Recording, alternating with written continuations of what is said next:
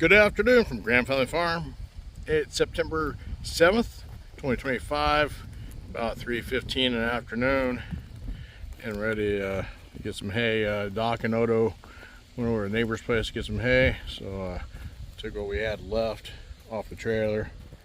It's 83 degrees right now, and the wind's starting to blow. I hear thunder off in the distance, so it could be nasty. This wind could make the fire grow. There's wildfires in the Cascades, quite a few of them. And it's supposed to rain, I believe, the next 2 days. We'll see what happens though. So hopefully the boys get back with the hay before it starts raining, if it does rain. Here comes the boys with my hay.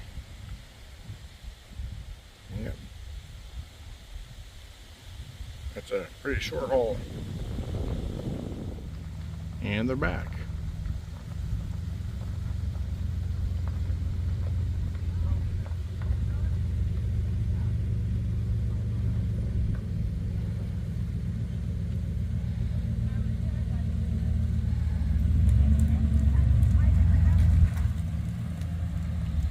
Those fire planes up there.